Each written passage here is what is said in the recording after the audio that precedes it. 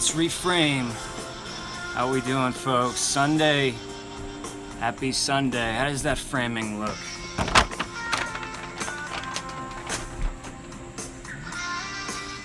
Hello, hello. Happy Sunday. Welcome to Smell It Sunday. That's what it's called. If you don't like it yet, you'll grow to it.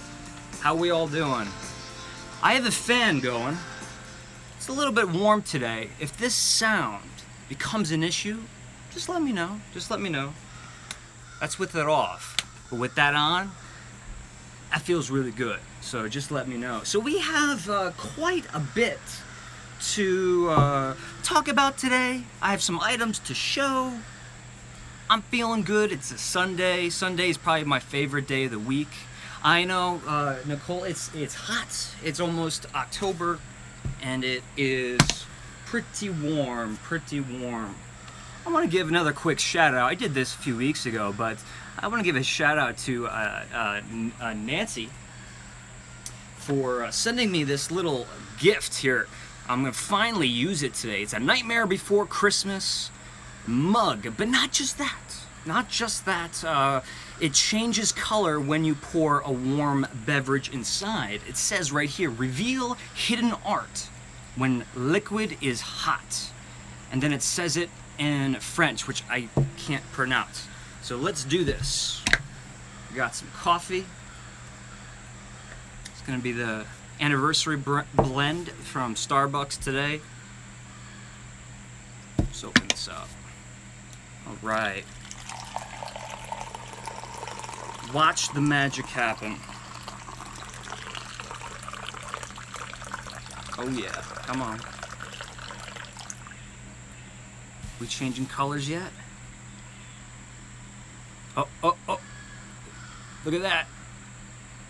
Try not to go over the comments. Oh yeah. Oh yeah. Am I the only one that gets a kick out of stuff like this? Come on. Come on. Okay, and then you turn it around. We got some presents and bats with a Jack and Sally. Is 0 on here? I do not see 0. Either way, all right. So thank you, Nancy, for this mug. This is a great mug. I love Nightmare Before Christmas. I just wanted to wait to an appropriate time to use it. I think it's pretty appropriate right now. Oh, there she is, Nancy. How we doing? Something I always forget to do. Something I always forget to do is let me pull up the page right here. The Candle Enthusiast is live right now. And there I am. Framing,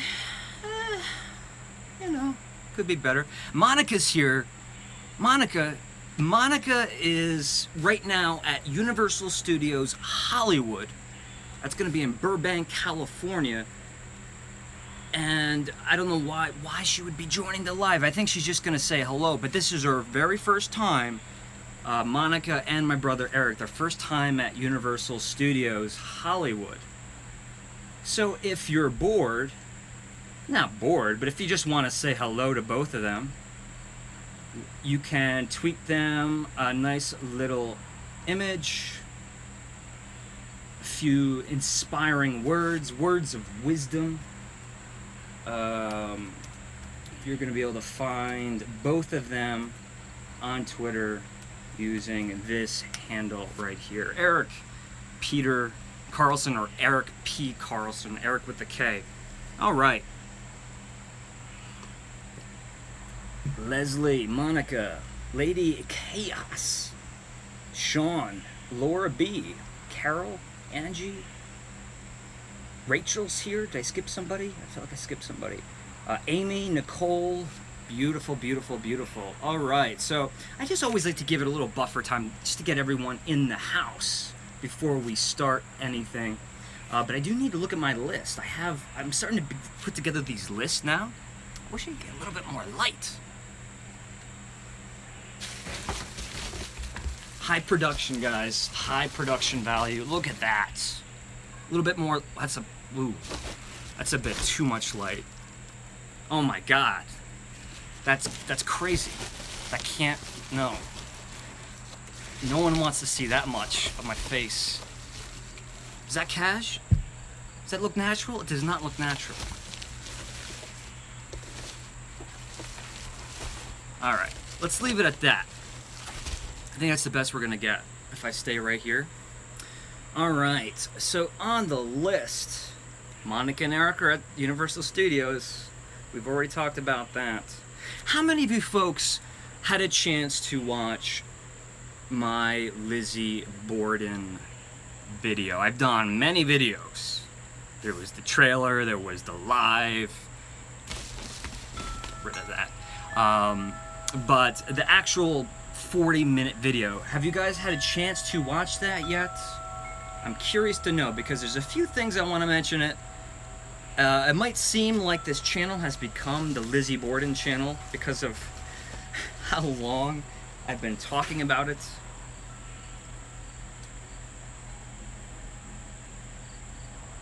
Okay, so yeah, so it looks like a bunch of you did. I have read all of the comments. I think we set a record as far as comments on that video.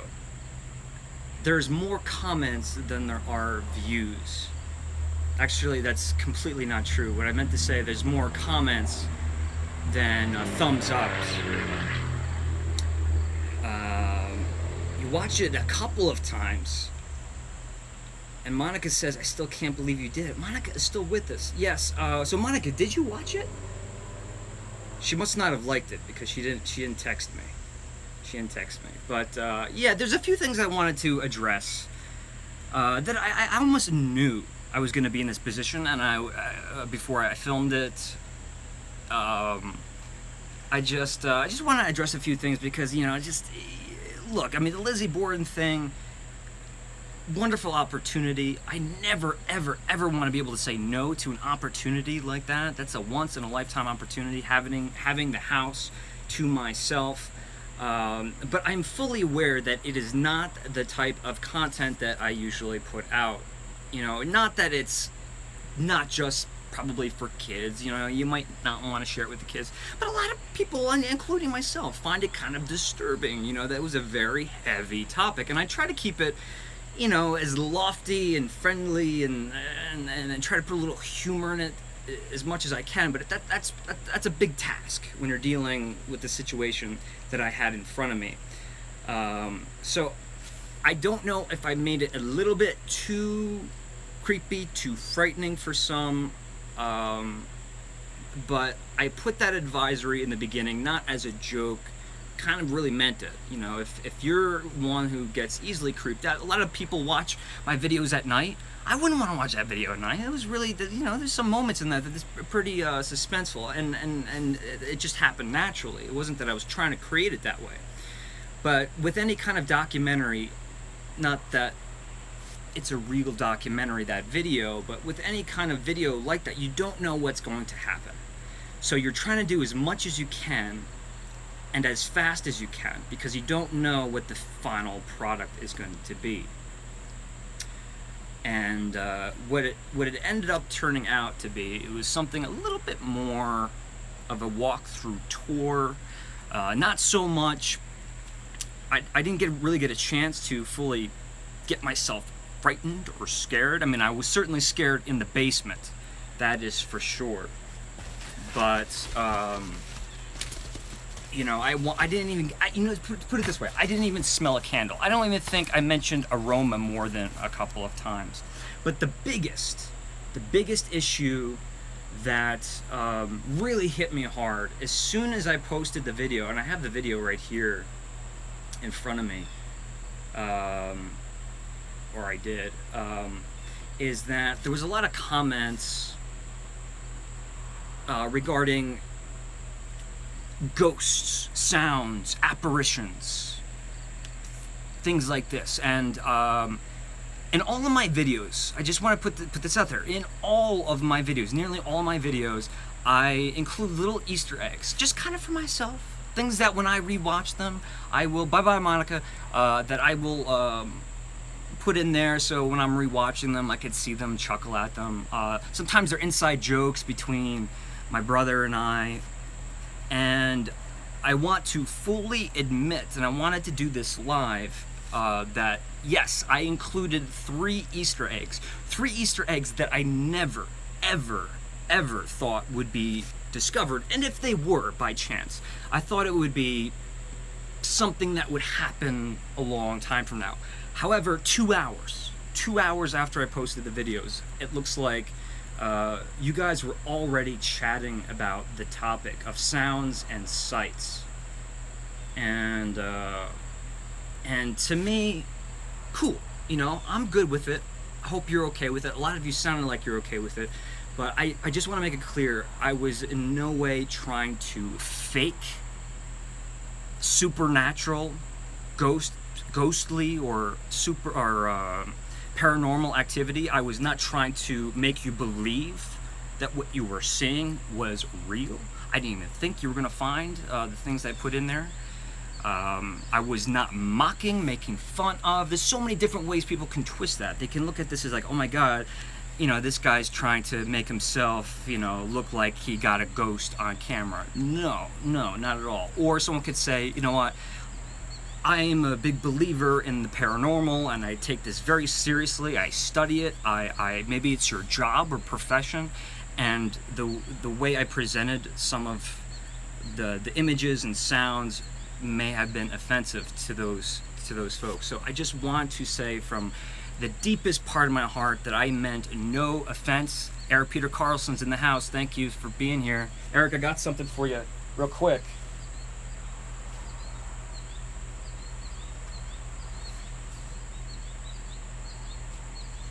Remember this guy, Eric? Eric likes puppets. Anyway, so from the deepest part of my heart, I hope I didn't offend anybody, and if I did, biggest apologies ever. I thought we would go over those Easter eggs. Let's clear them up.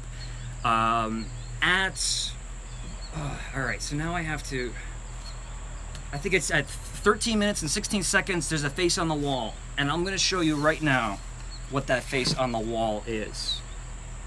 You guys are getting some behind the scenes. And really, I don't want to make light out of this. Because, like I said, this could have been something that could have offended a lot of people. Luckily, it doesn't look like it has. Where is it? All right. So I'm gonna pull up.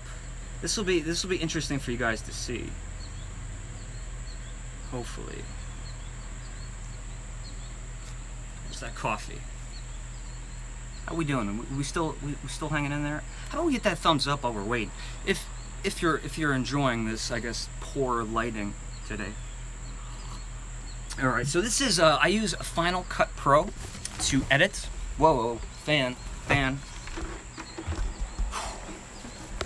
This is why I never claim to be a professional, folks.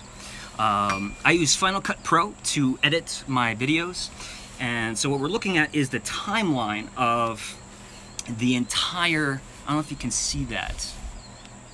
Bring you closer. We're looking at the entire timeline of the video. As you can see, all of the many cuts and effects, transitions, all of the sound work that is done. And let me get to that 13 minutes and 16 seconds and just show you something real quick. You might even laugh. Oh,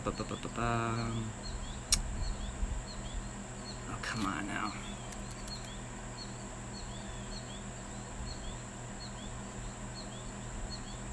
Or was it not 13 minutes?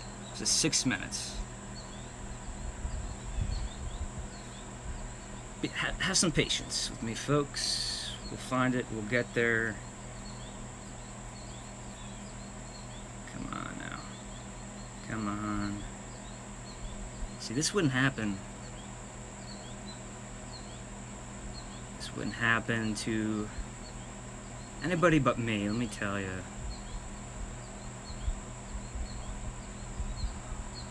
Right. Hang in there with me, folks.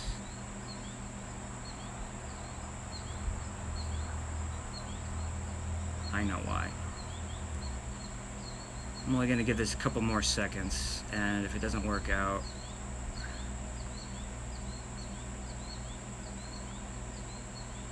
All right. I think this is it. Are we ready?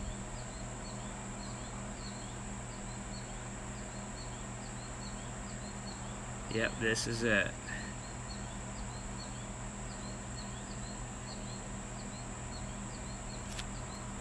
Alright. So if you take a close look at this screen, I don't know how well you can see it, folks, but what I'm going to do is I'm going to brighten up this image so you can see what is happening here.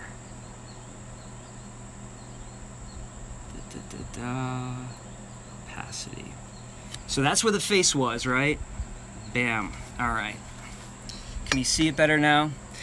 Someone actually guessed it in the comments. That is Lon Chaney from The Phantom of the Opera. He's on screen, on the wall, very vaguely to my eyes, for 2 seconds.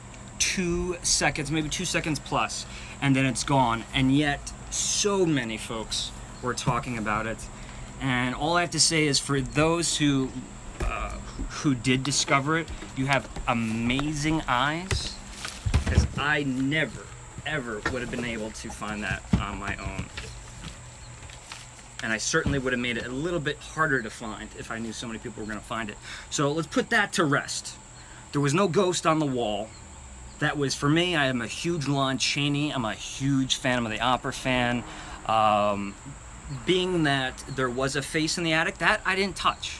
They told me there was a face in the attic. I thought that that might be a clever kind of thing, little Easter egg for me to put in there. Oh, is it you? Was it your name? You're using your husband's YouTube name, but I know who you are. I got your email, and you have one of these coming to you, because you also, I apologize that I forgot your name at the moment, but she also found the 3rd Easter egg. The 2nd Easter egg is not really an Easter egg, because it's a sound, right? You guys said everything from a creaking sound, a cat sound, something in the streets, creakies, doors, floorboards, all of these things, all great guesses. What it was, and I hate to burst your bubble, because a lot of people actually thought, some people thought that I really did record some like ghostly activities. And that's what I mean about offending people's beliefs and stuff. That was not my intention. So what we'll do is I'll show you, or I'll let you listen to what that sound was. I'll show you, or I'll let you listen to what that sound was. I'll show you, or I'll let you listen. Whoa. Let's mute that. The sound that you heard was a wheezing sound. Now, someone also called that. So if you listen to this sound,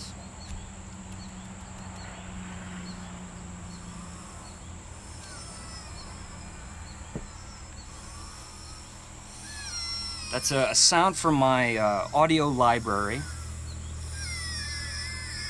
But what's eerie about that wheezing is that it does kind of sound like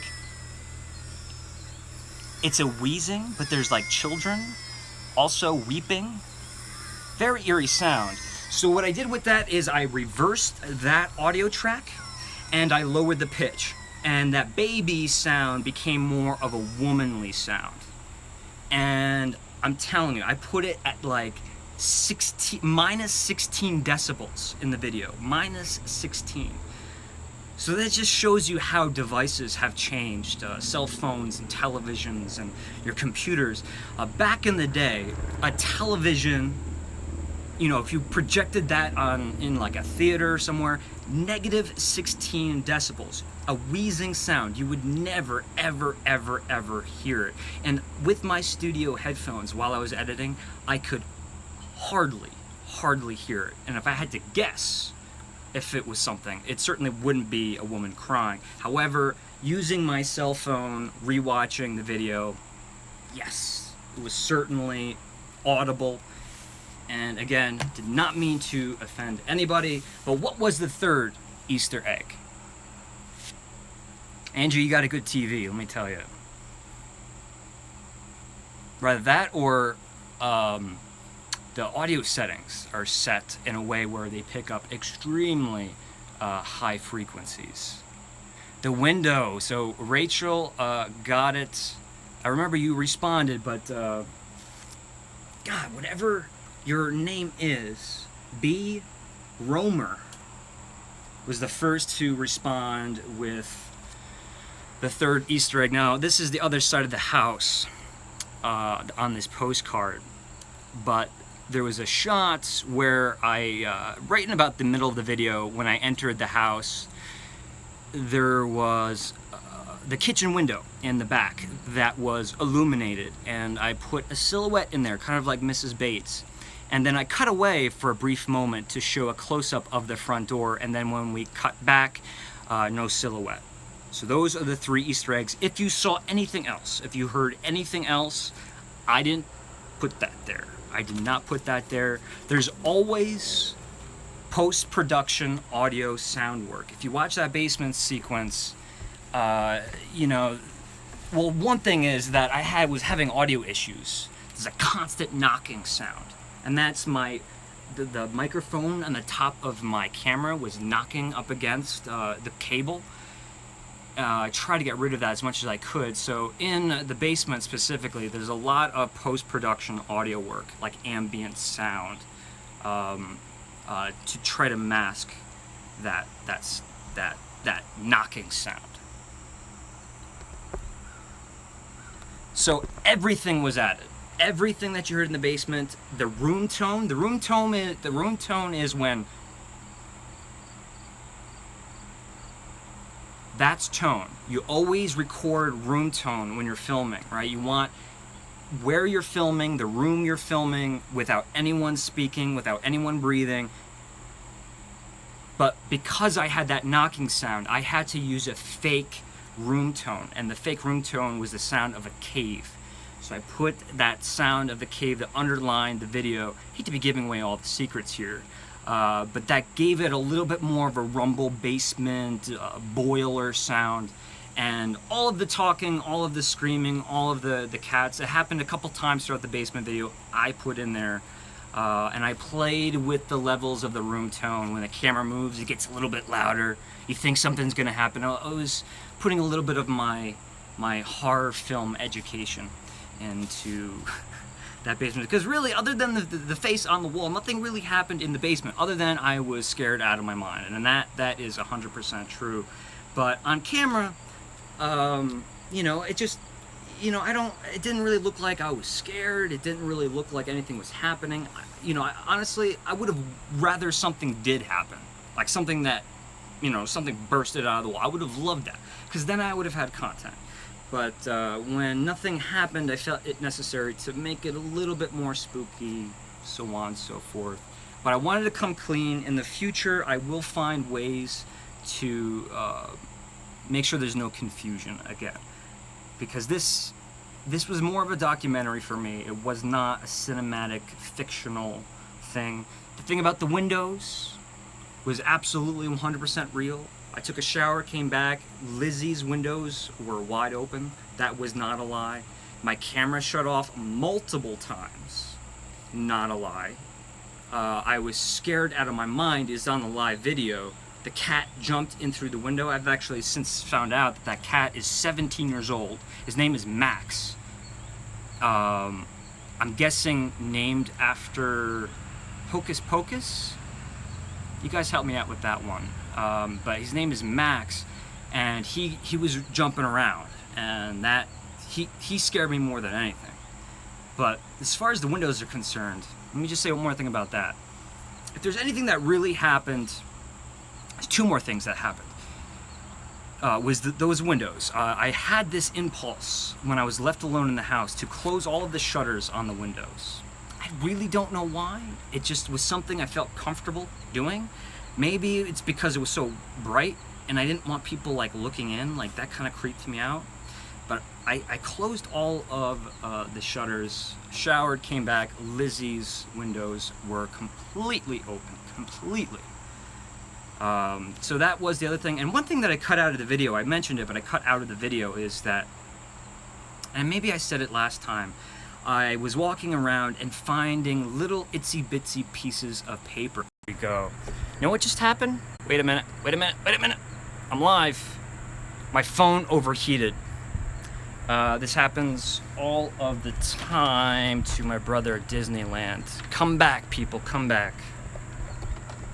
We had a nice little audience going. We're gonna have to change perspectives a little bit so this phone is not in the sun.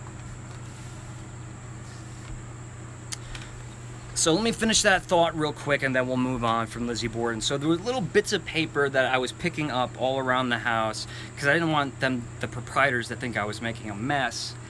But the more I picked up, the more I started to find. So if anyone is someone who studies paranormal activity or ghosts and has put in the research, does it for a profession, whatever it may be, if you know any significance of that and would like to share, I would love to hear your thoughts. Little bits of paper, kind of like Hansel and Gretel style, wherever I went was, they just kept popping up.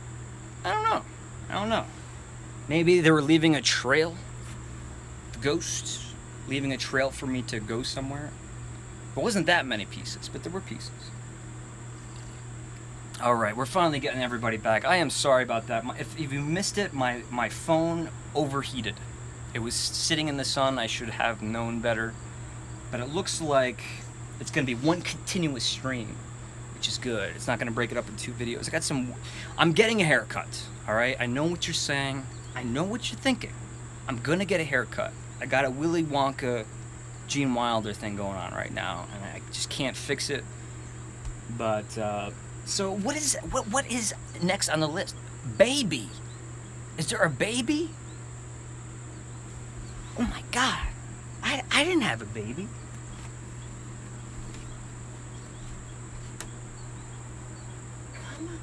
Come on, little one. Come on. Oh, there she is. Look at this. Little sloth sleeping on a Sunday afternoon. You should be ashamed of yourself. This little one had me up at 6 in the morning, which is, I guess, it's early, all right? Stop yawning. And took her outside. She made a mess. She was jumping in puddles, got grass stains all over, but she got a little tresemme ooh la la action, right? So she's back to her fluffiness. You hear her yawning. I'm surprised you're not more active. She's been biting a lot these days. She's attacking the fingers, the toes. I don't know what to do about it, but it hurts. You want to say hi to everybody? Can you do a little dance? And we got to keep talking. This is Elsa, by the way, just in case you have not been formally introduced. This is Elsa, Queen of the Snowflakes, or, better known as Elsa of Arendelle. May not be the most original name in the world, but you guys know that I'm a Disney fan, lover. I can't help it, folks. She's even got, look at this, she's got herself an Elsa and Anna pillow, which she absolutely loves.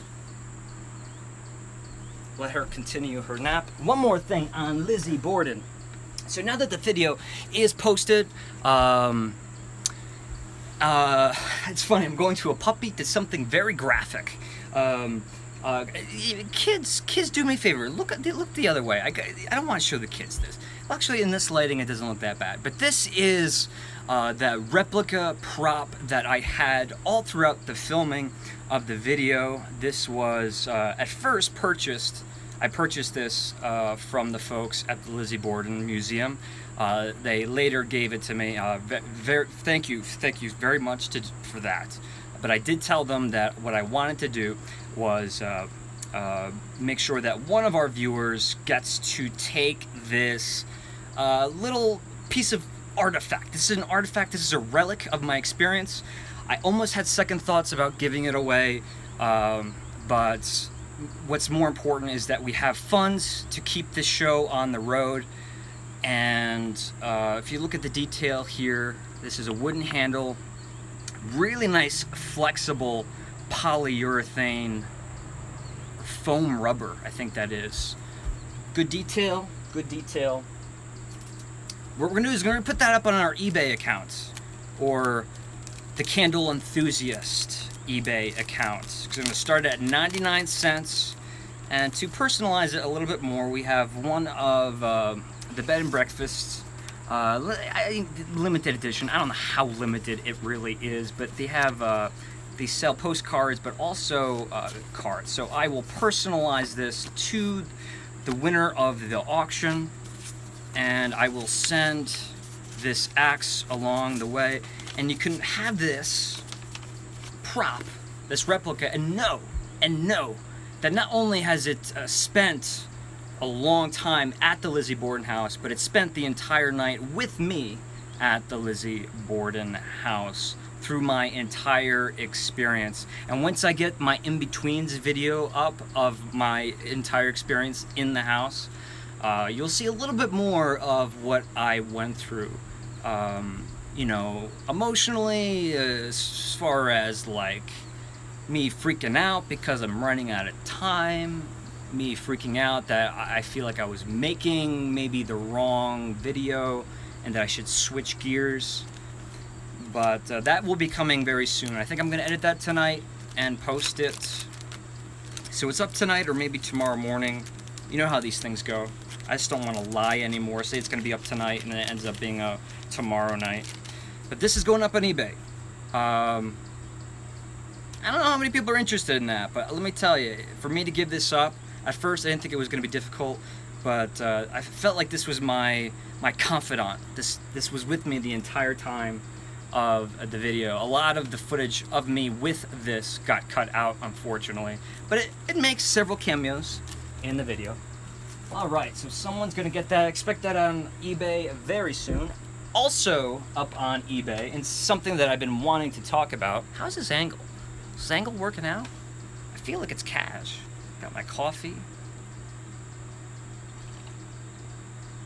Maybe if I do this. Let me do this. There we go. This way we can see the outdoors a bit more. Oh, look at that. Look at that. Get the fan on me. Uh-oh. Uh-oh. Uh-oh. We're good. I'm a mess, guys. I'm a mess. Alright. Okay. I never got to do my reviews on these. I'm gonna do it right now. Let's just get this out of the way, because as I was smelling these, I'm like, do I really need to devote an entire video to these and spending almost an entire day editing that video? I'm like, you know what? You know, I can do this live. I could sum it up. These are not going to be in-depth reviews, but this is part of a trio collection that has been released for I don't know how many years, but these three are 2017 pours. I'm not sure what it was called, but I mean, I can only imagine it's called the Velvet Pumpkin Collection. And I got all of these from South Deerfield, so they've never been in a truck, like shipped anywhere. They're straight off the assembly line. Now the Velvet Sugar Pumpkin. Yeah, I know. They were having a sale, well, not a sale, but a promotion on this one. If you spent so much on the Halloween preview party day, you could get this for like $10. I think $30 you could get this for $10, but they didn't do anything about these other two that are also available. So really easy to break this one down. If you have experienced Sugar Pumpkin Swirl this year, Yankee Candle's 2017 collection, going to be a very similar approach. However, this is going to have more savory, more sweet notes to it. Definitely more brown sugar, more butter, more maple syrup, but definitely hitting on the same baking spices. The cinnamon, the nutmeg, not the clove, allspice, ginger. We know the drill by now. So big time apple pie, pumpkin pie spice. Very little pumpkin, if any pumpkin at all. Just the spices. Sweetened up heavily. I can't help but get a big whiff of maple syrup, and like I said, brown sugar. And you throw that butter in there, and now we're looking at caramel. So excellent candle. This one I'm a little upset to let go, but like I said, we got to do what we got to do to raise money for the Candle Enthusiast. The second in the collection is called Velvet Black Pumpkin, and if you've looked at my auction listing, I actually listed it as Velvet Noir Pumpkin. There is a Noir Pumpkin or Pumpkin Noir candle, but it's not this one, and I accidentally mislisted it, and I cannot fix it, so excuse that little mistake. But Velvet Black Pumpkin. Baking spices galore, sweetness galore. Not as high as that one, a little bit more of a root beer approach here. The spices take more of a chai spice. A nice milky, dairy-rich chai tea on this one here, with all of those pumpkin spices, right? You know, pumpkin spices, cinnamon, nutmeg, ginger, allspice, right? But we're definitely getting more of maybe the cardamom here, the cracked black pepper. It's going to give it more of that exotic flavors, but still very sweet like candy. So this one definitely is something that a lot of people should have. I mean, I don't know what these candles are for. I talked to the president. We talked for 45 minutes of the Yankee Candle Village. Just me and him, just relaxing, geeking out about candles, and we really couldn't figure out what these were produced for. We kind of came to the conclusion that they're probably exclusive to the outlets. But this is not an outlet candle. None of these are. These all have the bright white sticker. And we were talking about that, and we were also talking about the trio of the three birds. And even the president of the Yankee Candle Village, excellent guy, and I don't blame him for not knowing. He didn't know what those candles were, where they were going. A lot of people were saying that they could find them at outlets, but they can only find them in the tumblers. Looks like the house warmer jars are really only going to be able to be found at the flagship stores. Those I will be reviewing, and those I will also be putting up on eBay as well. And those have the personalized Halloween labels on them too. So if you're interested in getting one of those Candle Enthusiast custom-made labels, all three of them have them on it. So Velvet Black Pumpkin. Intensity here is going to be, let's say, high to high plus, where this one's going to be high minus, and they will burn and carry in your living space in the same fashion. I can guarantee it. Has anyone ever had these before? I'm talking like a madman here.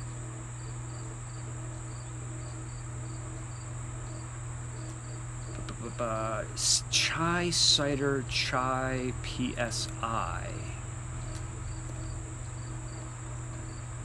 Personally, I don't like the labels. They look cheap. You know what? I hear you, Nicole. I hear you. I just like the fact that they're big. You know? Especially since they're... You know, there's not a whole... maybe this one's different. There's not a whole lot... of marbleization, especially with the whites. You can't really see much. I just like to take up a large surface area. What have you guys been saying? Pumpkin spice chai latte at Starbucks is amazing. They look like discount store labels. Well, I'll be honest with you. I've seen these, the black and the orange, the black and the sugar pumpkin. I've seen them at Home Goods before. However, like I said, these are 2017, so I mean they're producing them for something. If anyone finds the house warmers in like a Home Goods or Marshalls, TJ Maxx, something like that, please, please let me know. This one. Alright, so this one is going to be the most diverse of all three. It's bringing the clean. It's bringing the clean linen, that fluffy autumn sweater. That's going to be a nice, soft, floral musk, right? Not a masculine musk, a very feminine musk. Like this puppy right here. This puppy, she loves to sink her head deep into piles of clothes. Folded all of my clothes, all of my laundry. She destroyed it. She loves to sit in the clothes. But not fabric softener, not at all. And what really is going to pull it in an opposite direction, what contrasts that clean linen laundry room smell, the florals, the lavender, what's going to pull it in the other direction is the massive vanilla. Vanilla and, like straight up cane sugar. Just, I mean, from 10 feet away, you smell this thing, knowing it is going to be incredibly sweet. So, once again, velvet, cream, pumpkin, sugary, clean, definitely a little bit of that dairy. As far as the spices, I mean, yes, there's baking spices in there, but much, much different experience than these other two. You know what? I could easily, happily put these on my shelves, but there was a little lull in our eBay sale, so I'm like, let me get those up there. So all three of these are going to be sold in one package. Of course, anyone who wins those auctions, I think they end in a couple of days. I will send a fully personalized letter. If you ever want me to sign anything or do anything special, I would be happy to do that as well. And so yeah. Check them out on eBay, because you know what? If a lot of people don't want them, you might be able to get them for an extremely small cost. Right now, I think all three of them are only at like $25, which, I mean, that's pretty decent, right? All right.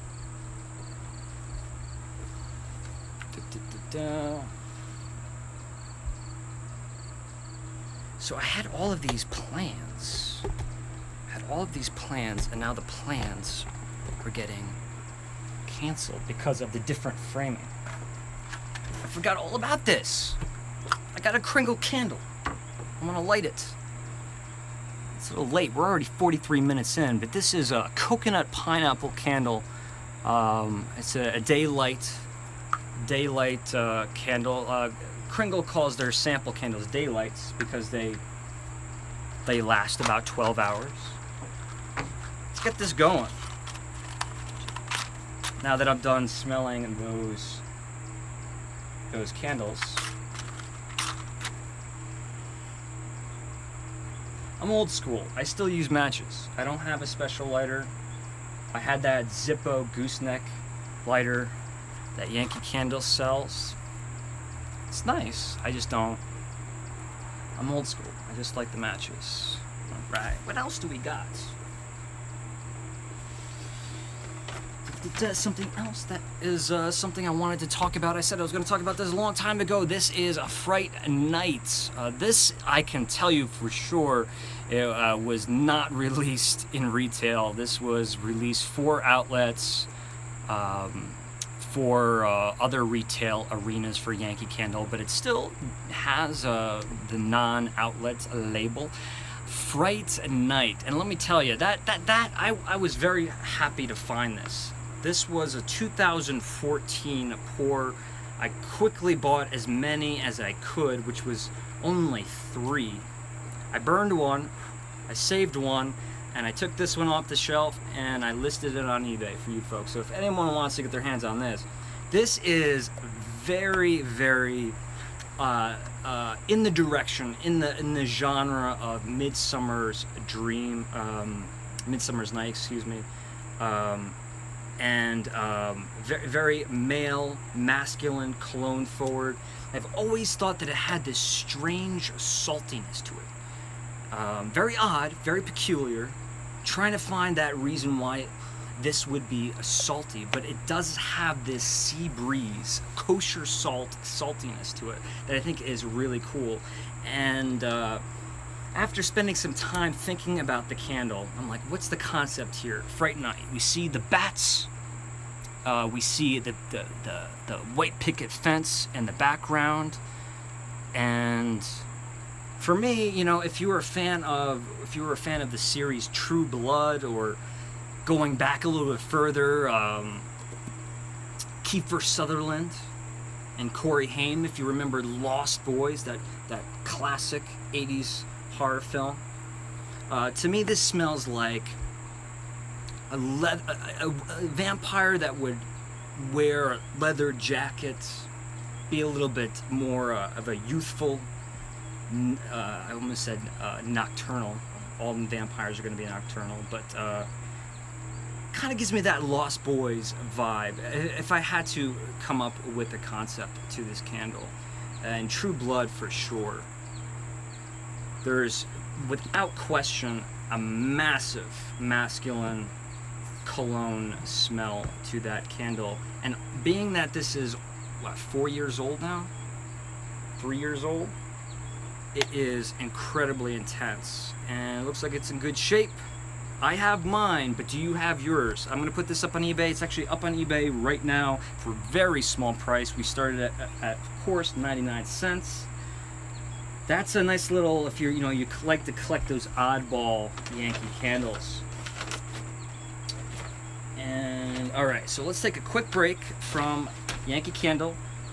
This will be for one more little shout out to Which City Wicks, because today is the last day of the promo code.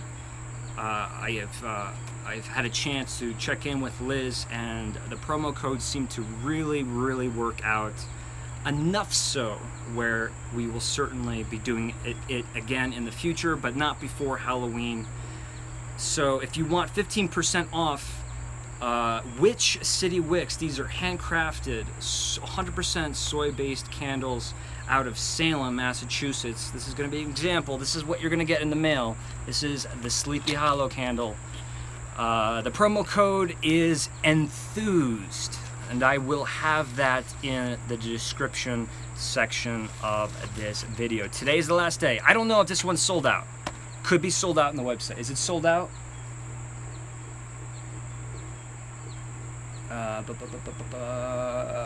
See if that comes out. But huge shout out to Liz. She's really been such a wonderful person. Really my first collaboration with anybody as far as candle companies are concerned, and it's been really fun.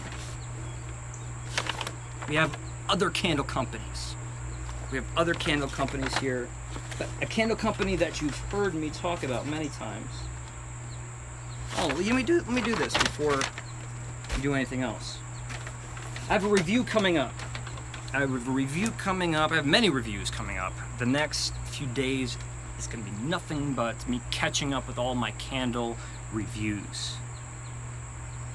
Is Rachel leaving? Bye, Rachel.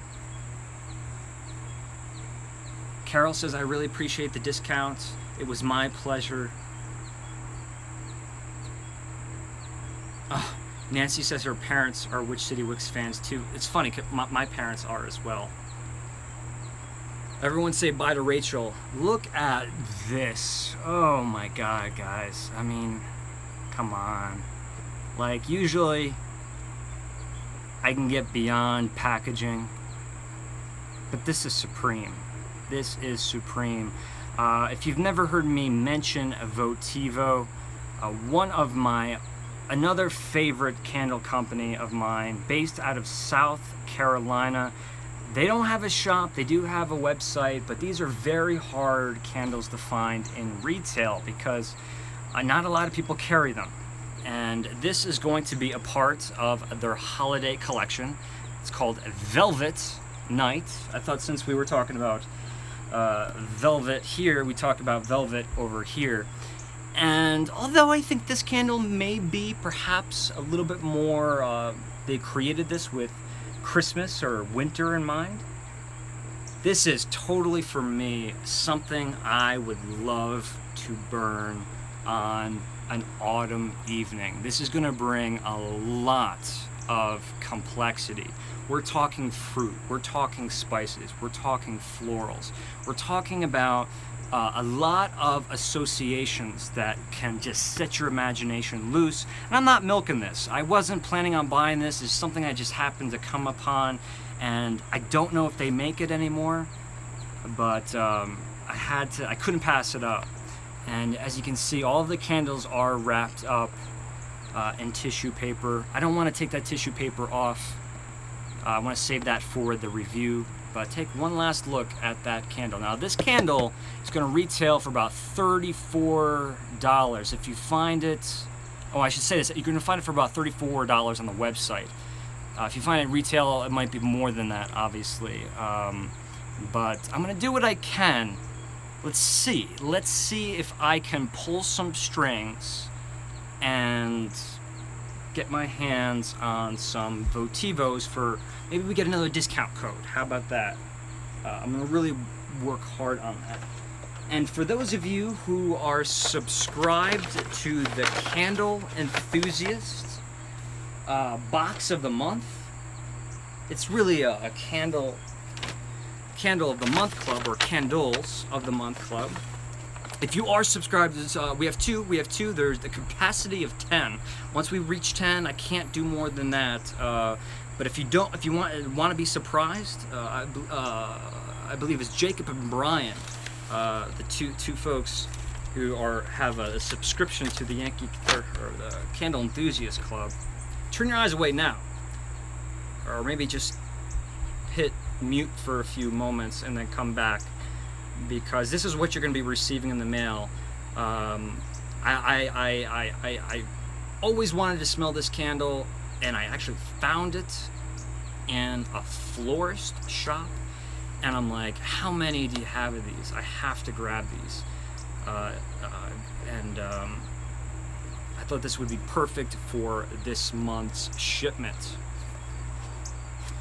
And it is called, I gotta show you, it's called Spiced Chai. Very simple, right? Very simple. We're not talking about a fantasy name or a proprietary name like sparkling or shimmering or milky or fluffy chai, right? Very straightforward names Votivo goes for. They tell you kind of exactly what it is.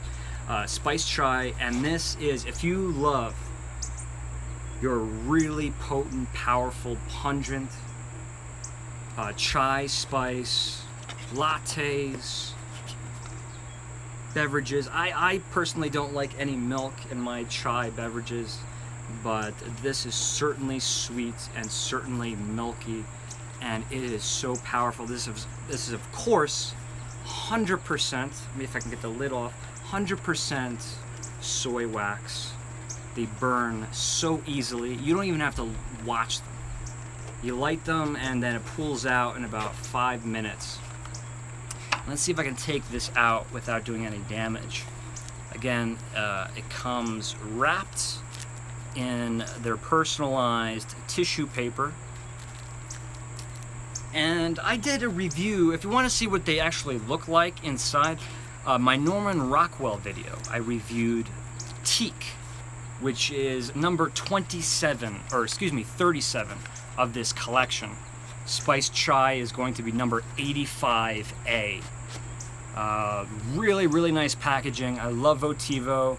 We have to collaborate with these folks one of these days. This is a $30 candle. If you go on their website, check them out, votivo.com. You'll find their entire selection. You will find their holiday selection too. Let me know if you find the Velvet Night, because I have a feeling that might be something of the past. But just wanted to share those with you. And Brian and Jacob, if you're listening, they are coming your way. I'm going to ship them out the first of the month.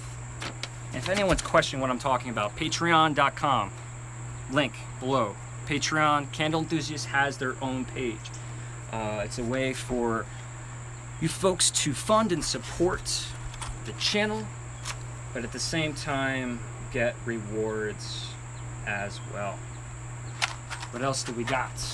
What else do we have? I'm always saying that. What else do we got? Rachel's gone, but I did want to give her a shout out. Once again, I'm going to try to plug this as much as I possibly can because I love it. I didn't, you know, she's completely done this on her own time. She created a Facebook Candle Enthusiast fan group, and you guys are just tearing it apart. You're having conversations, you're getting to know each other. It's a great way to strengthen our communication. Sometimes YouTube, you know, it can be bad with notifications sometimes. Like when I post a video, you won't be notified. Well, this is a way, if you know, you won't miss a notification. If you go and you join that group, every time I post a video, every time before I go live, I will send a notification. So this way you'll have multiple ways to receive that there is a video available up online. And like I said, the conversations that you guys are starting amongst yourself, amazing.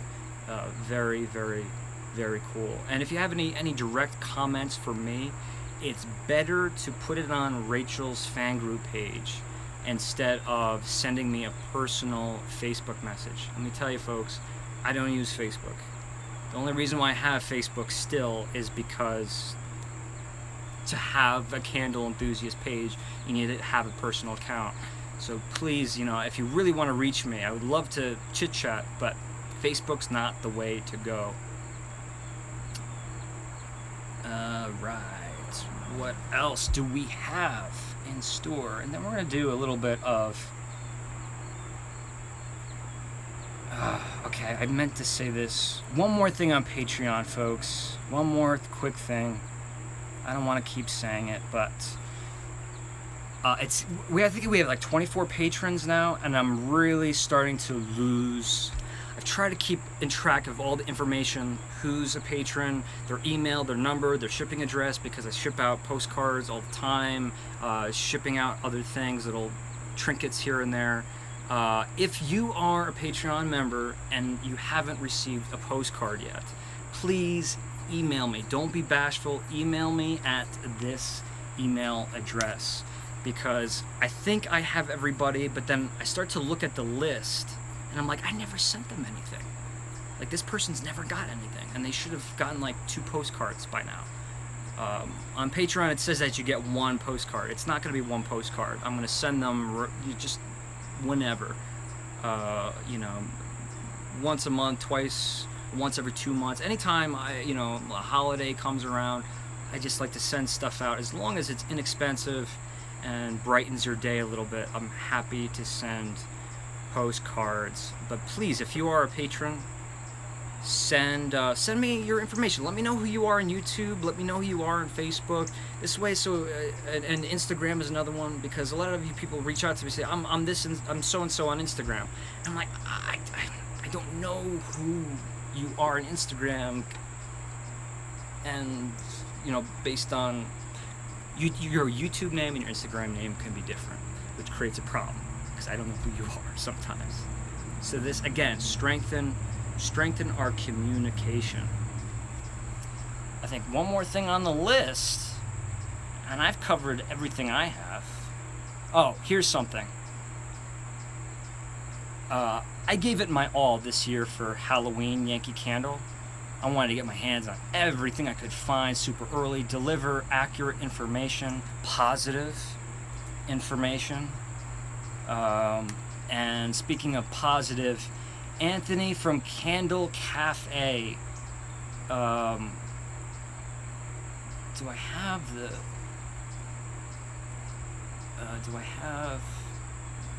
I don't have the link, but I'm sure you guys are subscribed. His recent video, I was watching it just before I went live, what you need to know for Yankee Candle 2017 Christmas video.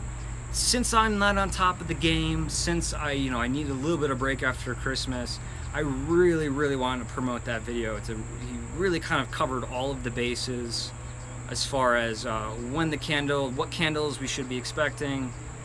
I will be reviewing and talking about all of the candles, both the UK candles and the US candles. But when they come out, I'm not going to try to scour the interwebs, collectors, and hunt down these candles at outlets. I have a bunch of them, but after Halloween, let me tell you, I just put so much effort into that. I need a little bit of a break, but definitely check out that video. Say hi to Anthony. Anthony and I are communicating. We are going to be collaborating, hopefully very soon. Just have to work out the details. So something else to be excited about. And one more thing about Christmas. I don't want to spoil anything, and I'm not sure if Anthony mentioned this in his video because I didn't want to watch the whole thing because he started talking about his interpretation of the fragrances. And once a reviewer starts talking about their giving a review or their interpretation or their evaluation, I have to turn it off because I need to evaluate the candle first before I can listen to anyone else's opinion, because I never ever want to copy or be influenced by someone else's opinion. Same thing with wine.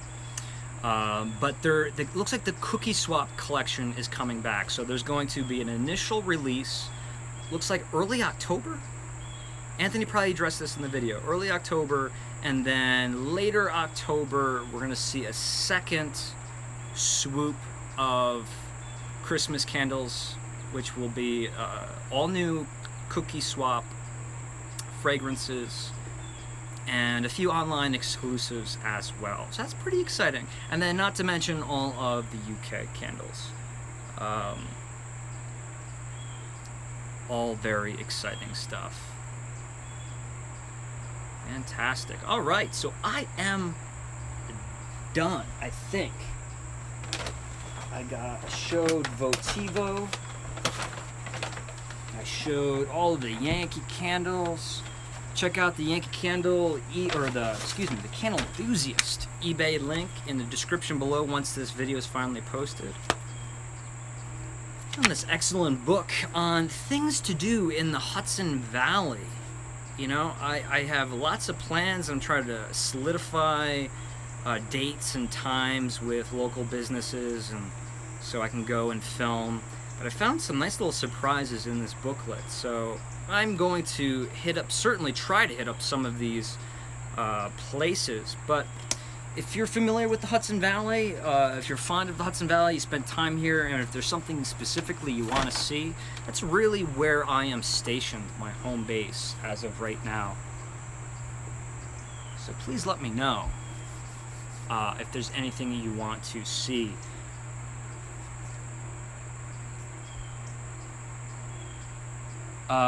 Joff says, "Hi Shane, have you seen the UK European holiday collection? My tarts arrived last week, and there is some stunners there." I have a few of them. I have Christmas Magic. Do I have any of the others? I think I just have Christmas Magic, and I really like that one. I really love the label. It's not a super complex candle. Maybe I shouldn't say that.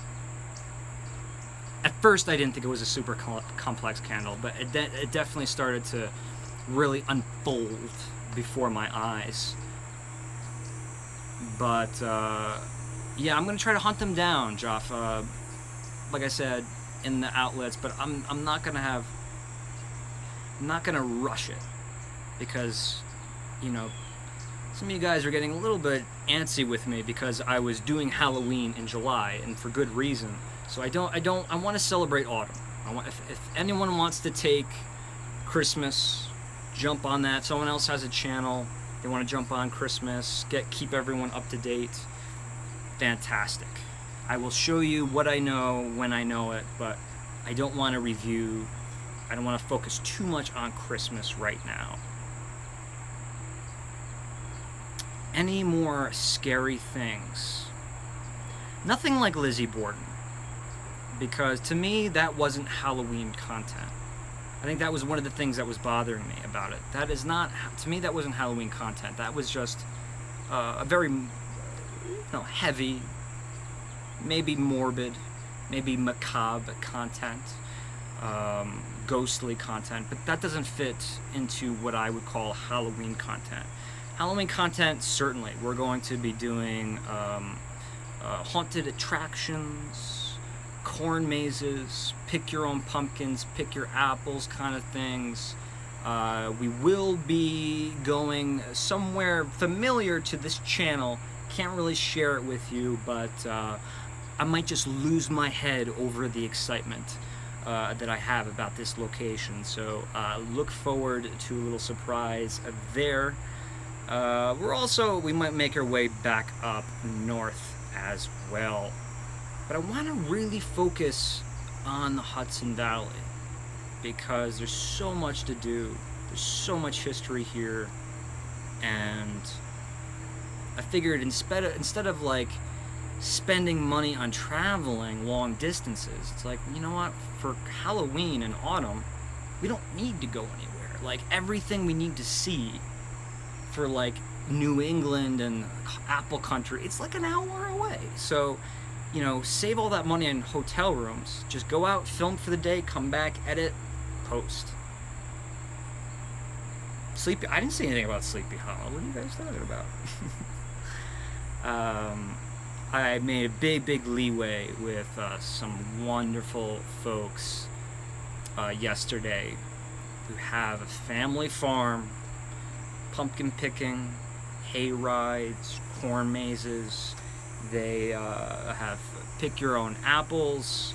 They're in full swing right now, and I talked to them. I talked to the proprietor, about the possibility of collaborating, and they definitely seem down. They had their own apple cider donut machine that pumps these things out.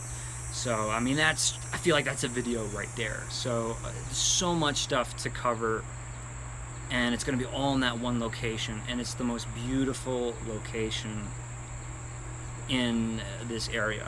I spent a lot of time there when I was a child, so I'm very excited about that.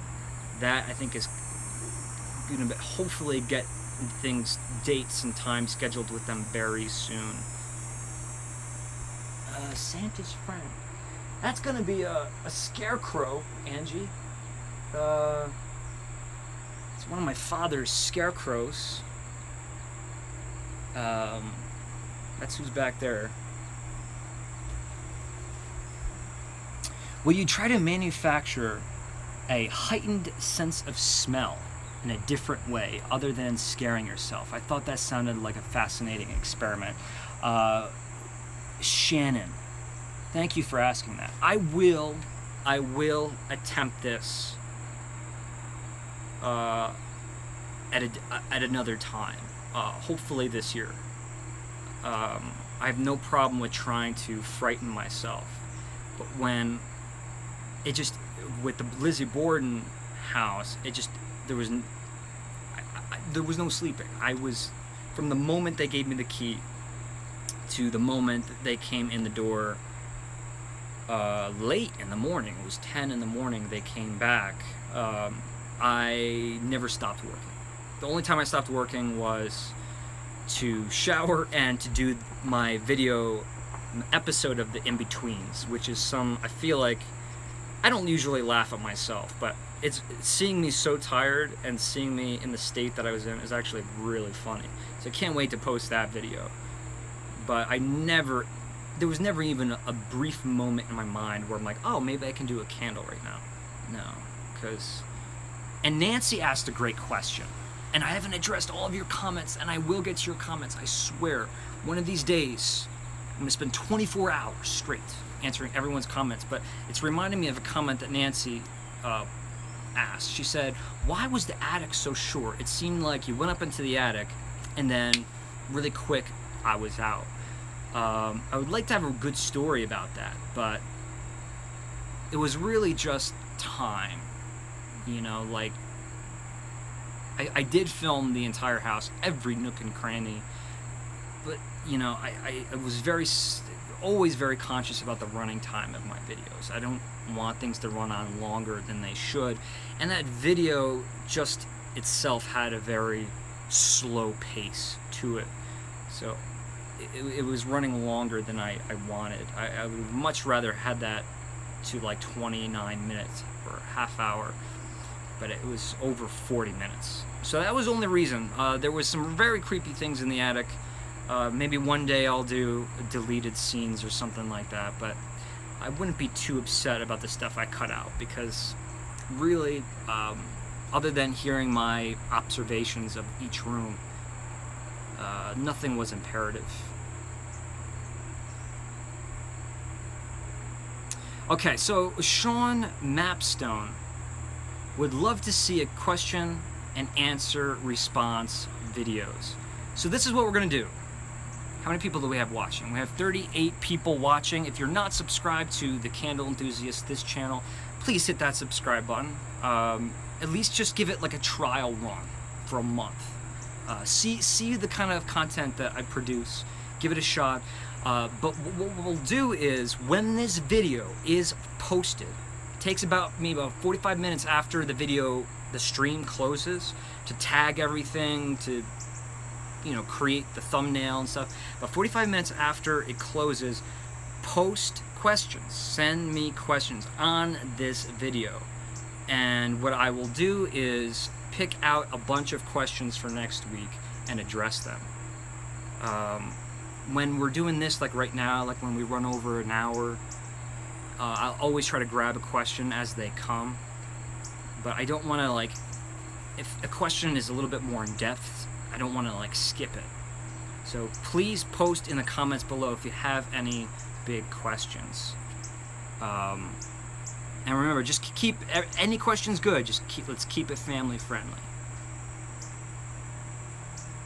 See, I'm seeing stuff here like Leslie's saying, plus there's an aquarium he might like. And because I'm such a chatterbox, I don't have any context to that statement. So this is the kind of stuff that you guys need to put in the comments for me to see when we're done here. Right.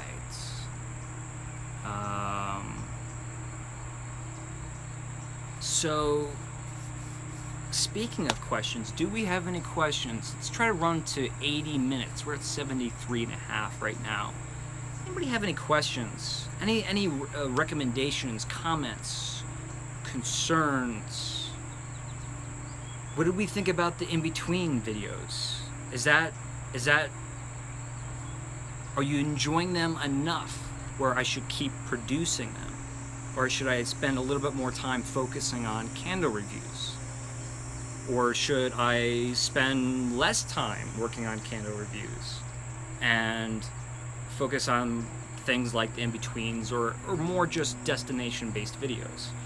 What are you guys liking right now? What do you want more of? What do you want less of? Bugram? Eric? I think, let's call you Eric, because I don't know. He says, I love the in-betweens, keep them coming.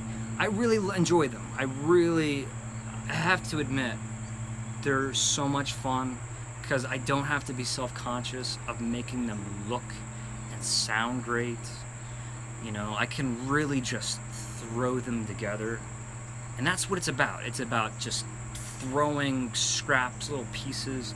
Most of the content is filmed on my cell phone, so there's no microphones involved.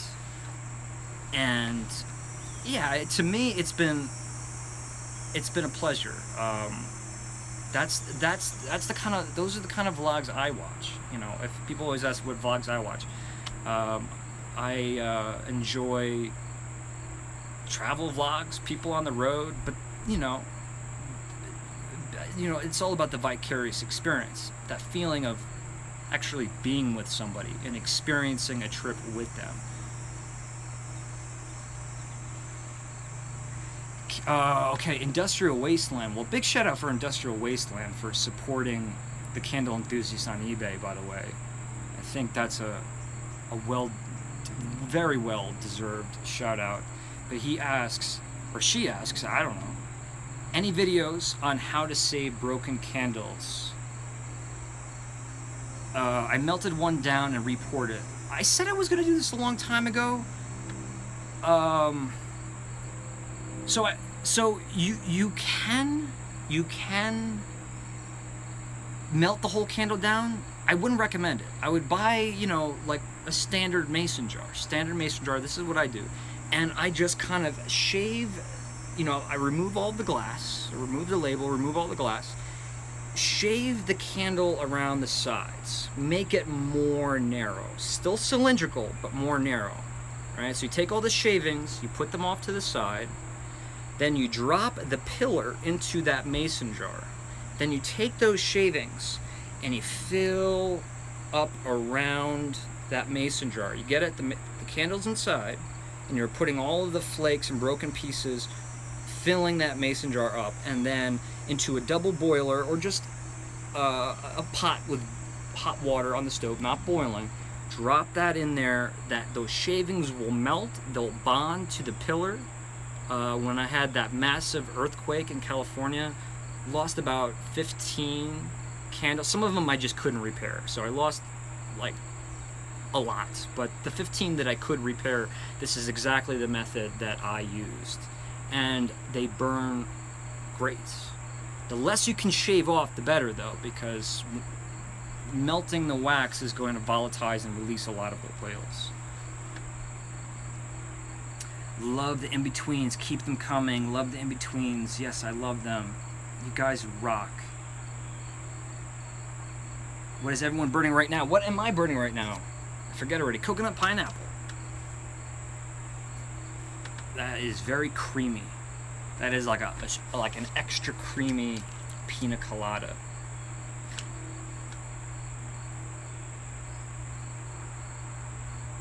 I like it. I like it a lot. I wish I had a little bit more pineapple, but I'm a big tart person. I like high acid in my wines. I like big tartness in my candles when it comes to something refreshing like that.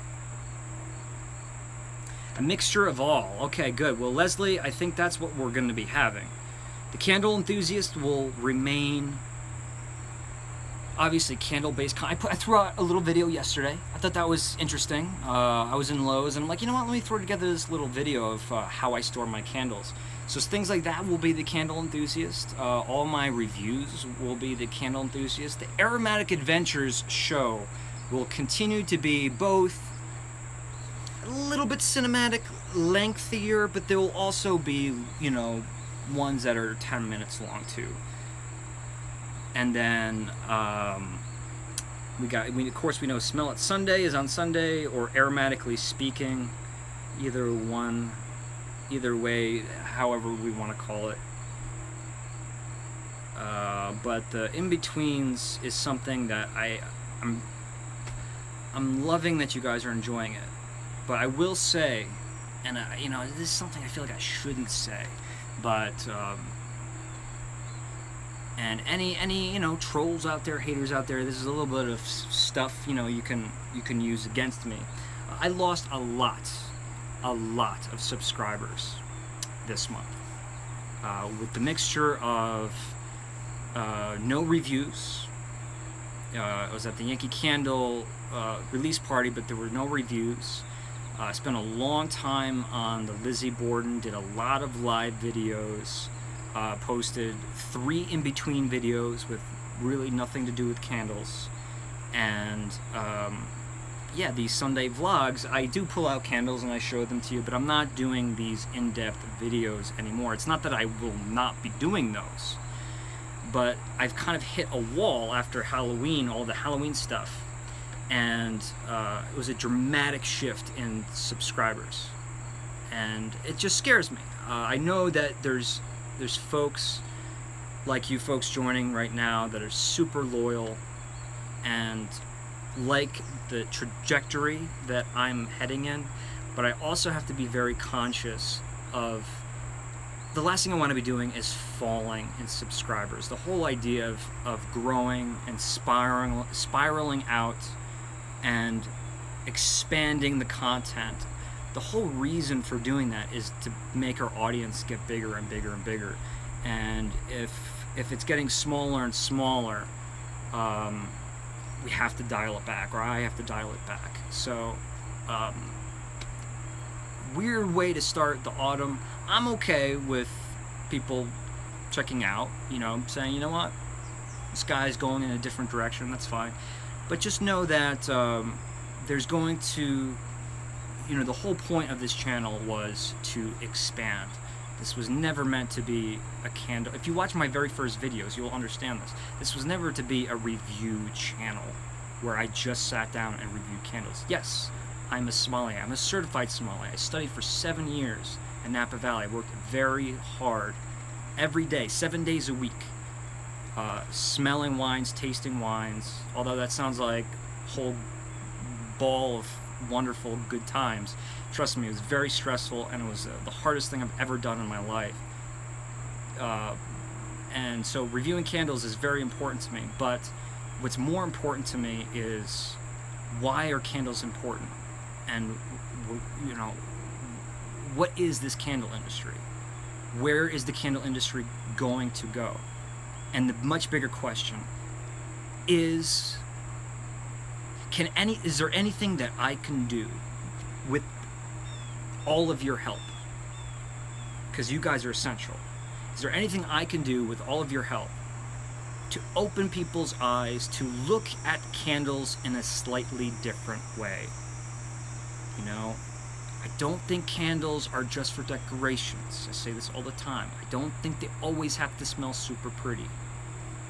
They are a way for us to experience the world, for us to travel in our mind. They're ways for us to take a portion of a place and bring it home with us, to have it for the rest of our life. It's a perfect metaphor. You have a jar, right? You can lock a memory, an experience, a story, a person. You can lock some sort of association that means so much to you. Close that lid, and now you have that little token that can sit on your shelf for the rest of your life. It's locked inside of that jar. That's why I'm in no rush to burn through my candles, because my candles they're important to me. I don't want to burn them and throw them in the garbage. So to me, the clear direction to take this channel is to travel, to talk about history, to talk about art, to talk to people who are passionate about aroma, to really figure out why aroma means so much to some and not so much to others.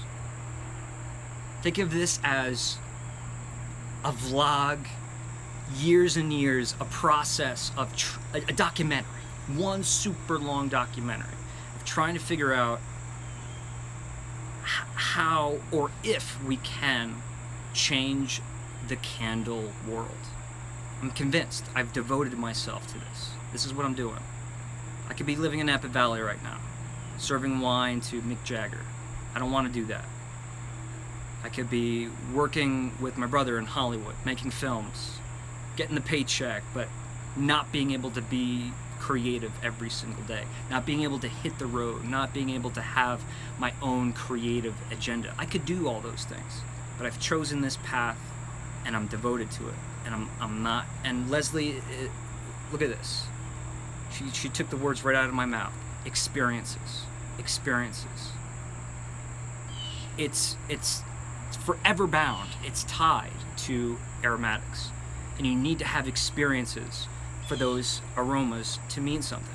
So I know this sounds like a really preachy, lofty idea, and the reason why it might sound confusing is because I don't even know really what I'm trying to say, but I know there's more to this. If you guys saw my video with Jack, Olive and Thyme, Yankee Candle, I brought him a delicatessen owner who's owned this shop for 25 years. I brought him a Yankee Candle, asked him if he would share his thoughts on camera about this Yankee Candle, and he was laughing at me. He was and he wasn't making fun of me, but he was laughing at me, having some fun with the employees at the shop. It took me about 15 seconds for him, after smelling the candle, to have him tap into a very emotional place And I think all of us, if you watch that video, you can see Jack slowly just understand and become vulnerable to what I was talking about, how it was bringing him back to his childhood, a place that made him feel very safe and comforted. And that moments like that are very rare, and to get them on camera is even more rare. And I really, really, really get lucky sometimes, and that was one where I felt like I struck gold. Because I don't know about you, but I think he was on the border of tears on that one. And there's more from Jack coming up, by the way, the delicatessen owner. Leslie, how are the candles going? Fill us in. Leslie Pethy-Bridge, if you haven't subscribed already, swing on over. She's diving into the candle making world, and I commend her for that. She says good.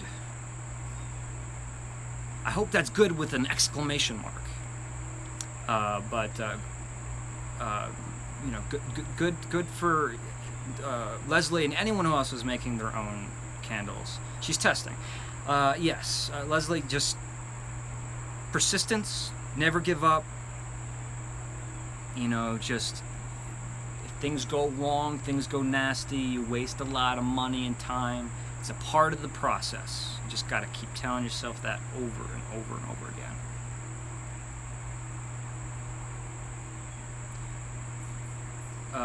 Shane, sorry I spelt it wrong. When is the Christmas event at South Deerfield? Well, you know, that's sometime usually right before Thanksgiving, I believe. I don't know if I'll be going. This is when, I believe you're talking about when Santa Claus comes down in a helicopter. They've been doing this since the 90s. Helicopter brings Santa Claus, they land him right in South Deerfield, flagship store, Yankee Candle. I've never seen it for myself. You can imagine the mobs of people that would be there. But if you guys really want to see it, I'm down. I'll definitely do it. Comments. That's why the comments are there. If you want to see me do that, I will certainly go. I was thinking about doing something else the day before Thanksgiving, though. The day before and the day of. Does anyone know what that could be?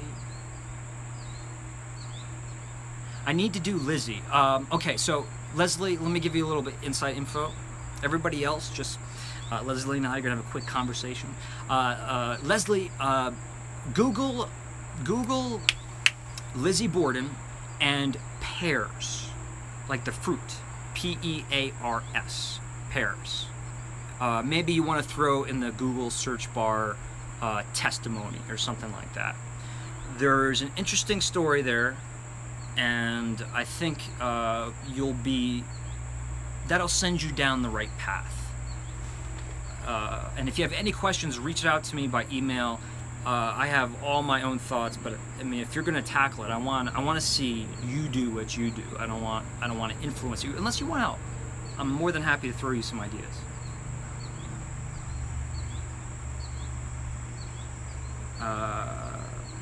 Can you tell me if you have an older segment of Wicks? Cookie Hill. Hi, Cookie. Can you tell me if you have an older segment on Wicks? I'm not giving up, but I need this. Like Wicks as far as like how to burn candles and or different kinds of wicks, the health issues of different wicks. I haven't done anything like that, but if there's a question that I can answer, I'd be happy to help, and I'm sure a lot of the people watching could help as well.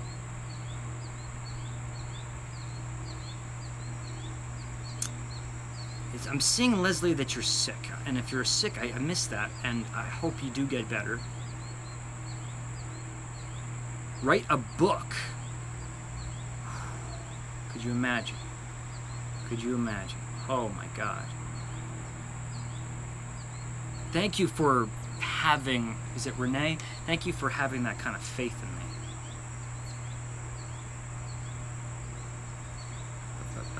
Macy's parade in New York City.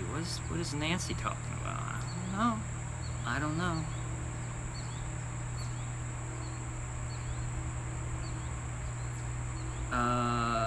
I was using that actually. Oh, this is. I wonder if that was the pears.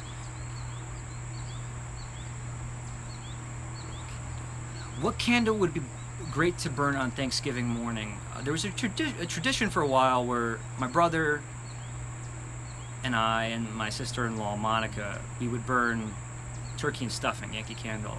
And then we've all agreed, like, why are we doing this? We're cooking turkey and stuffing. I'm sure we've all had the same experience. To me, you know, with Thanksgiving, I would pick something with tons of different, like, culinary herbs and spices, instead of, like, just turkey and stuffing. Maybe like sage and citrus. Sage and citrus would be wonderful to brighten things up. Get something refreshing floating around the air. I haven't been to Williamsburg, Virginia. I will be going, and I will be doing other things in Williamsburg. I'm sure you can guess some of those things, but that might have to wait for a little bit. I really appreciate the comments. Renee says, I would buy and read that book. Would it be a scratch and sniff book?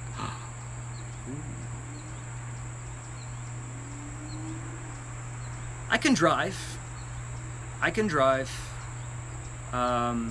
might as well mention it now because I don't think I'll be able to do it, but I was all set to drive to Pittsburgh. Can anybody guess why I wanted to drive to Pittsburgh for Halloween content?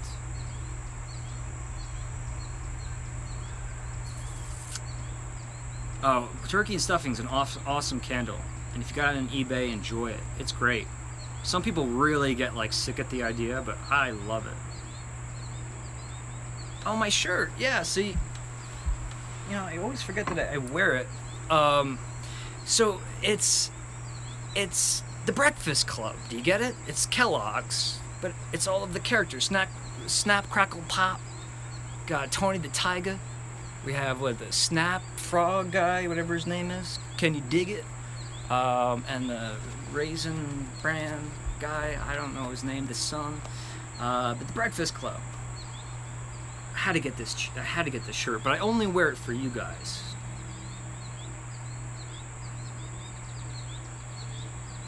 So thank you, Honeysuckle Holla. Is it Holler?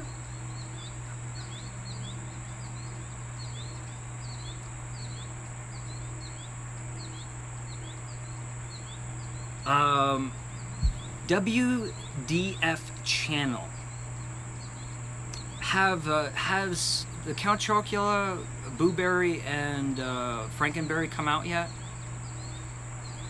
I keep, for the past month, I'll be walking around the grocery store and I'll be asking like the attendants, and they give me the strangest looks, like, why are you asking this question?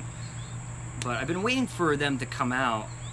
Yeah, I would love to maybe on a Smell It Sunday break open, do a taste test of all three of them. Because even though I do buy the boxes, I have several boxes in my collection, I won't lie. I use them for decorations. They are a couple of years old, so I don't want to be eating cereal that's been expired for like 18 months. But as soon as they're released, they've got to be released by now. And we'll break out different kinds of milk. We'll use chocolate milk. I'll make a full thing of it. Because I can't think of a better. You found them at Target. Okay, so they're definitely out. So I'll get on that. If it's not alive, I'll put it together in a video. The Candle Enthusiast fans, they're great. Tony the Tiger. Do you know, I can't remember the gentleman's name, but who else who voiced Tony the Tiger? I don't want to say he voiced another character, but he sang a very important holiday Christmas song in a short film. What film am I talking about? Yeah, so Pittsburgh is synonymous with all of the George A. Romero zombie films in general, but most notably Night of the Living Dead, 1968. And I'm sorry if I'm breaking news to anybody, but about a month ago,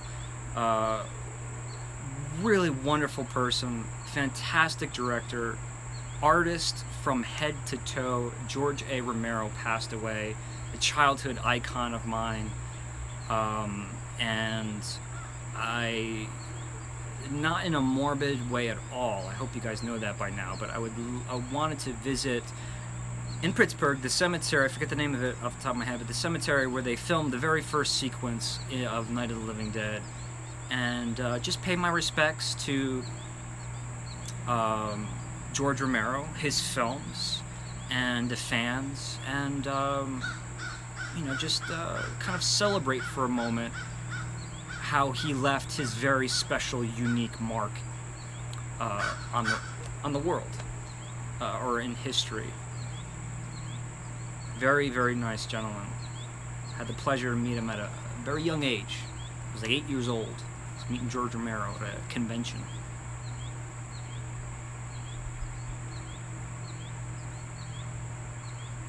Whoa. Sam McKay says, I'm showing Night of the Living Dead in my film studies class this week.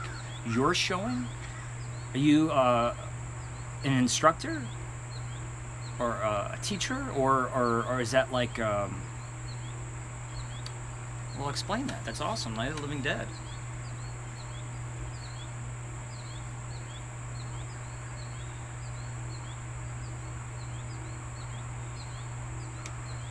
Cookie Hill. What's your question? I love how you ignore my questions that I have been asking for a month. Sorry, just don't want to waste my candles. So, what's wrong with your candles, Cookie? The wicks? You mentioned the wicks, but I don't see any other questions.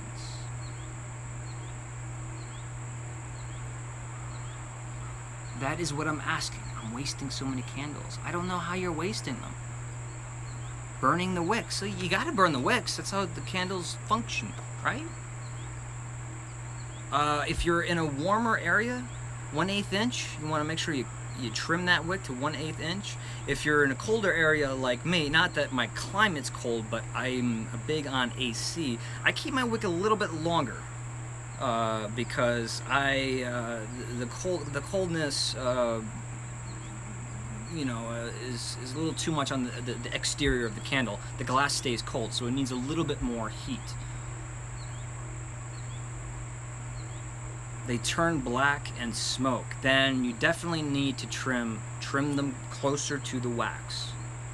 If you ever see plumes of black smoke, unless it's like the moment you light the candle, you know your wick's too long. You never want to see black smoke.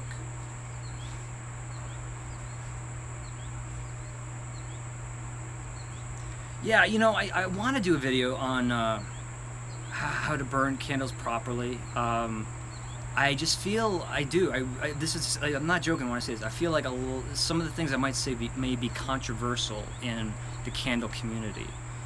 So I'm trying to think of a way to do that where I'm not going to upset people. Like, for example, I do not, you guys know this, I do not use the word throw.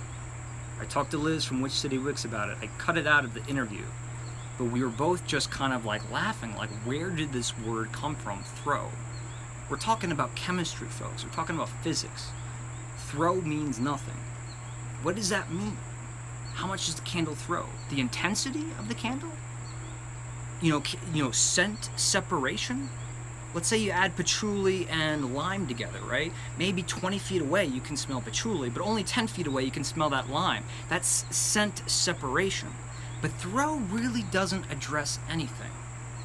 And if it's intensity, then let's call it intensity, because that's what it really is. If we're talking about, talking about it scientifically. And a lot of candles are just not intense. And with all of the new additives that they're using for candles these days, you know, non-toxic stuff, things that, you know, they're trying to, like, they don't want to promote that they were using dangerous stuff in the past, but they're working on making candles much healthier to burn. You know, it is sadly what a part of that transition is. The candles don't smell as potent as they used to, but they're also not killing you. So, and Industrial Wasteland says this too. Anthony has a good video on burning candles. I haven't watched it, but I know the video, and I can almost testify that I trust Anthony's opinion on how to burn a candle. If there's anyone who knows how to properly burn a candle, it's going to be Anthony. So definitely check out that video. But I will be making my own one day. But instead of me dictating to you guys, I want to get people who work in the world of candles and in the world of fragrance and have them explain. So it's not coming out of my mouth, it's coming out of their mouths. Thank you, Cookie. I hope that helped. I hope that helped.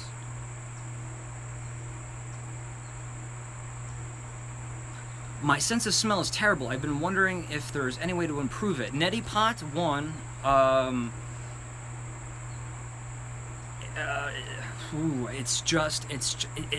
If you just naturally have a bad sense of smell, like if you have like a deviated septum or something, it's an unfortunate thing.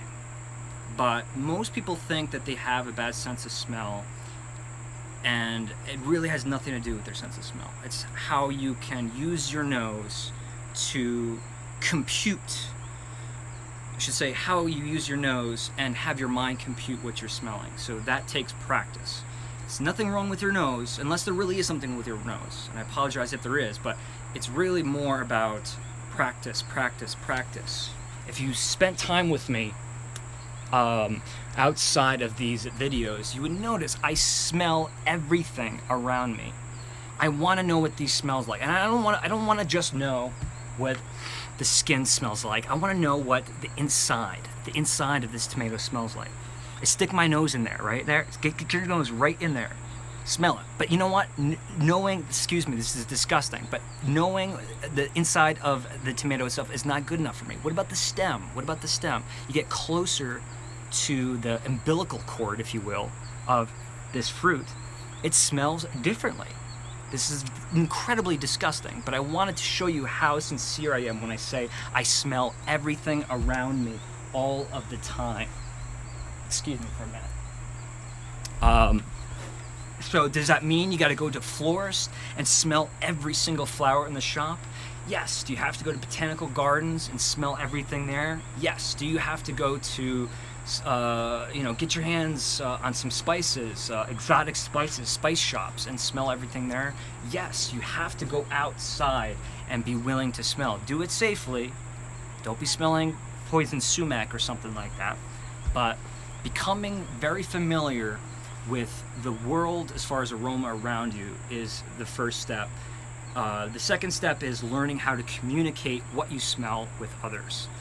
And believe it or not, that's the hardest part. Because if I told you right now, this candle smells like the inner portion of a tomato right underneath the skin, you're gonna be like, what are you talking about? But if I said a freshly sliced tomato garnished on a plate in a fine dining establishment, that paints a little bit of a better portrait. That's all about communication. So, that's really what it is. Every day, every opportunity is a place to smell things. Smell bad things, smell good things. Smell your clothes, smell things that you had when you were a child. Just learn to always be conscious of what you're smelling. Turn off the AC in your car, roll down the windows. Who cares about your hair getting messed up? Smell the outdoors and just learn the adjectives. Your best way of communicating how to smell. That's a very long answer to a very simple question. No, I don't even think you even phrased it in a form of question.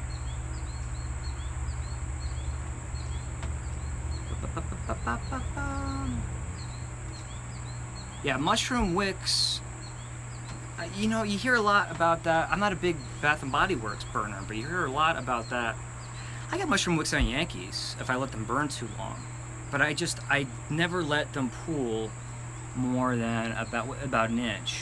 I'll let them pool. You know, I'll be daring sometimes and let them go 2 inches, but you really shouldn't do that, because what you're doing is if you got a pool that's like that thick, all of that wax, you're using up all of the fragrance oils in that wax. So now you blow that candle out, right? That wax solidifies. There's no more oil in that wax. So you're not going to smell that candle until you get all the way back down here. So that's another problem with people as far as complaining with throw. And I understand these problems, but our favorite candle companies need to do a better job at explaining some of the science behind candle burning.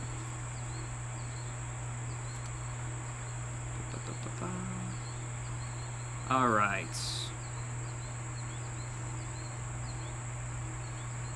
So folks, I think it has come to the time where we should wrap this up. I do have some editing to do tonight.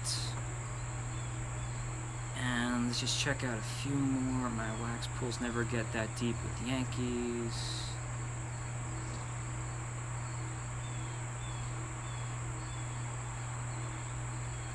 Okay, all right, reading everything. All right, so this has been fun today. Thanks for joining, as always. Lots of reviews happening this week, and I mean it. I love spending time outdoors, visiting, traveling, being on the road, but I've really neglected to review a lot of the candles that I promised to review, including those Witch's Brew Coventry Creation candles. So I definitely want to get to that. And I always have surprises down the line, and I'm very excited, but I need to step on it. And reading the last of the comments. Let's see Elsa one more time before we go. She's starting to cry a little bit. Come on, baby, what are you doing? You want attentions? See, here's the thing. She has a YouTube, or not YouTube channel. She's got an Instagram account now, and she has, don't lick my face, she has what, like 36 followers, and she thinks she's a hot shot. She's not even 12 weeks old, and she thinks that she's you know, she's I don't know, I was gonna say Marilyn Monroe. I don't think she's Marilyn Monroe, but she's maybe Lauren Bacall, right? But that's Elsa right there. She's going to be a cast member of the Candle Enthusiast for, I'm guessing, a long time, unless I leave her on the side of the road. You want that? You don't want that. You don't want that. But we got to wait for her to grow up a little bit before we can take her on the road and have her join us on our journeys. And, you know, you really shouldn't do that.